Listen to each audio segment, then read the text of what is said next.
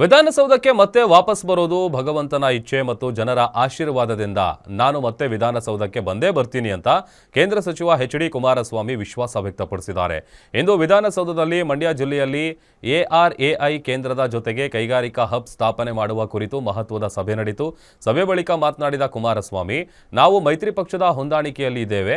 Delhi BJP high command ನಾಯಕರು, ರಾಜ್ಯ ನಾಯಕರು ನಾವೆಲ್ಲ ಜೊತೆಗೂಡಿ ಮುಂದಿನ ದಿನಗಳಲ್ಲಿ ವಿಧಾನಸೌಧಕ್ಕೆ ಬರೋದಕ್ಕೆ ಜನತೆ ಆಶೀರ್ವಾದದಿಂದ ಪ್ರಯತ್ನ ಪಡ್ತೇವೆ ಎಂದರು.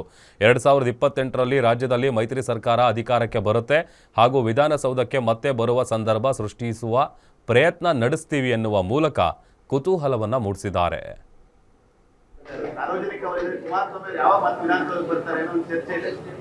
ಅದೆಲ್ಲ ಭಗವಂತ ನಿಗದಿ ಮಾಡ್ತಾನೆ.